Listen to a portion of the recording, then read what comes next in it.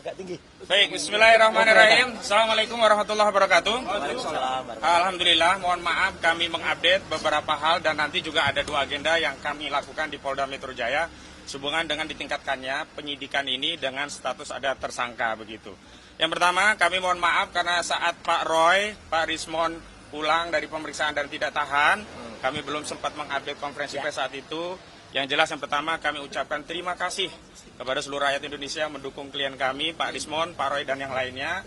Juga kawan-kawan media karena telah mendukung amplifikasi perjuangan pendampingan Pak Roy untuk mengungkap membongkar ijazah palsu Saudara Joko Widodo dan Pak Rismon juga yang lainnya. Nah, hari ini kami ada 3 agenda. Yang pertama mengupdate kegiatan advokasi, kedua menyerahkan surat permohonan gelar perkara khusus yang sebenarnya dulu pernah kami mintakan di 21 Juli yang lalu tapi belum ditindaklanjuti oleh bagian Kabawasidik di Resikum Polda Metro Jaya dan nanti kami akan kirim kembali begitu. Namun yang pertama ingin kami tegaskan bahwa tim advokasi telah menetapkan sejumlah pihak yang kami beri kewenangan resmi untuk bertindak atas nama tim advokasi dan klien kami.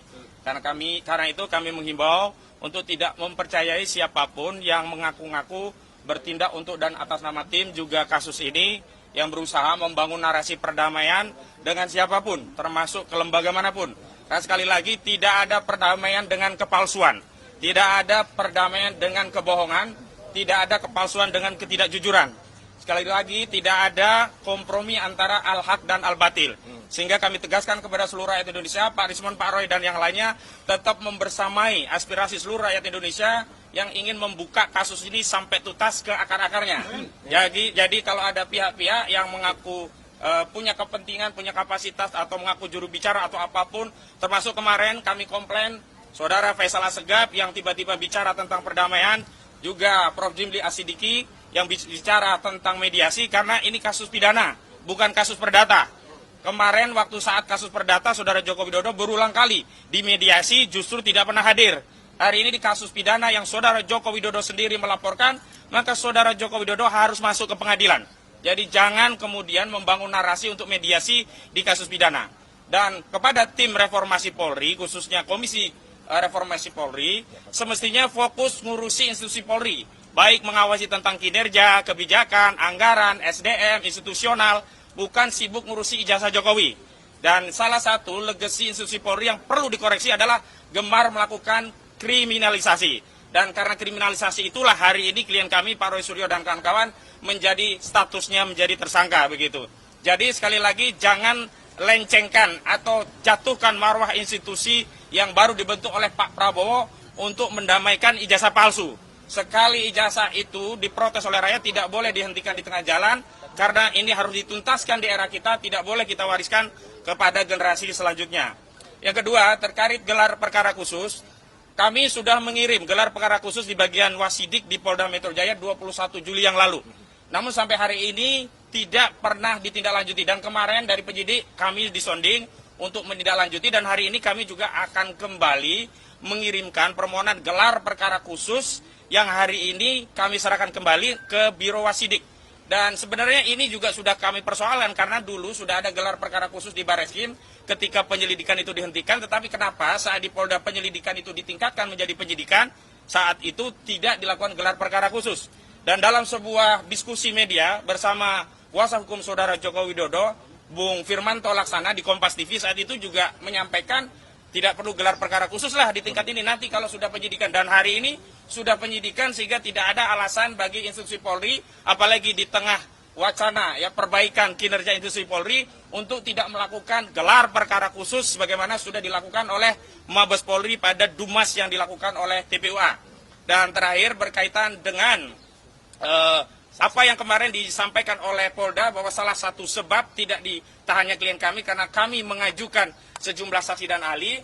Hari ini kami akan mengirimkan surat secara resmi kepada Direktur Kriminal Umum Polda Metro Jaya tentang sejumlah nama ahli-ahli yang memang sudah kami siapkan, sudah berkomunikasi untuk bisa diperiksa di tingkat penyidikan agar ada kesetimbangan dari keterangan-keterangan ahli hanya yang sebelumnya hanya dari penyidik, kami harapkan juga bisa mempertimbangkan keterangan ahli dari kami. Setidaknya ada 4 ahli, 1 ahli bahasa, ya ahli bahasanya itu forensik, linguistik forensik, mohon maaf ya.